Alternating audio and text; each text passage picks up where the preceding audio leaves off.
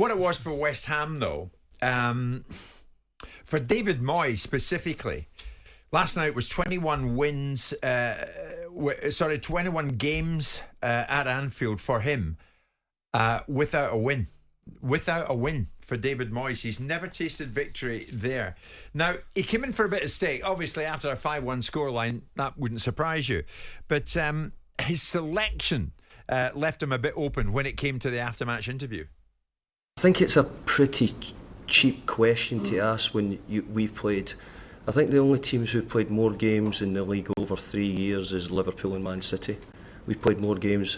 We've had the quickest turnaround of any of the teams in the Premier League, only 2 days, and we've played more games. I don't rotate very often because of the level of the games, and I had to find a way of finding out what players were going to be good for me, get into a Christmas period, and I'm about to lose some players for the African nations, so it was really important that I try and find that out. And tonight we gave some players opportunities. I don't think it was to do with that. Tonight was to do with how good Liverpool were and how good they played. So you can talk about us and you can talk about the rotation, but if you're going to talk about the rotation, you better talk about the amount of games we've played more than other teams, and also the amount of quick turnarounds we've had compared to other teams. It would be unfair to do that without that. You're in a quarterfinals of the Cup, David. You'd expect him to play a team that's going to make more of a fist of it. I mean, I'm always up for supporting David, but you're in a quarterfinals of a Cup, and you're going to be asked a question if you field a team that is in a situation where it's a disadvantaged perspective against one of the bigger sides in the division. People are going to ask you that question. It's not a cheap question. It's not the journalist's job to look back on how many games you've played. You're playing in a quarterfinals of a major competition. You're there, so you're pricing into your thinking that it's not that important.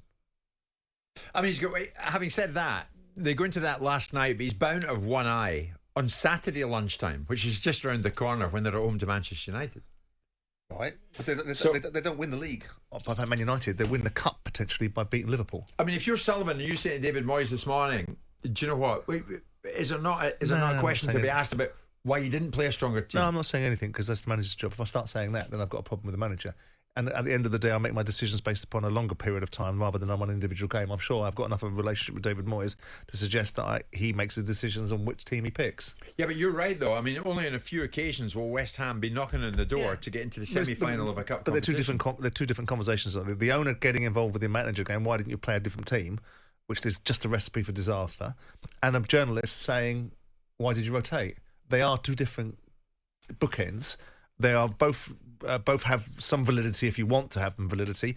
If I was an owner, I wouldn't have that conversation. And I certainly wouldn't have a conversation that was in any way challenging or questioning. I might ask him, by questioning I mean over-interrogative, because the manager's turned around and suggested that he needs to rotate because his team's played just as many games, blah, blah, blah, blah, blah, blah, blah. But you only play the quarterfinals of the Cup once a year at the very best. So isn't that the game that you turn up in? Well, you would think so. I don't like to criticise David, not just because I like him, but because I think he's worthy of more praise than he is criticism. And I do see this constant scenario. It often seems to be social media driven that some of the West Ham fan base are not having David Moyes, which I find perplexing. Yeah. I do. Yeah. I don't watch him every single week, granted, but I do watch the outcomes. And most of the time, the outcomes are damn sight more palatable than they've had for years. Well, they won a European trophy last season. They went out the Carabao Cup last night, so they can forget that. They're 8th in the Premier League right now. It's Manchester United next. What type of season should justify Moyes a new deal at West Ham? I think that West Ham are doing well, aren't they? They're doing well in the European competition. They're doing moderately well in the league. 8th. They've just got knocked out of a quarter-final of a cup, so you could mark that down as a tick, as a decent cup competition. A few quid being brought in on the back of a few games. You've got the FA Cup coming up. I have written an article, I think 2 months ago, which probably is a kiss of death for him, that I don't understand why he wouldn't be given a new contract. This is a man that has ultimately taken West Ham back after the debacle of Pellegrino, put them out of relegation challenges, put them into the spaces of European competitions in 2 seasons, won one of them, put them 7th in the league. What is it that they want?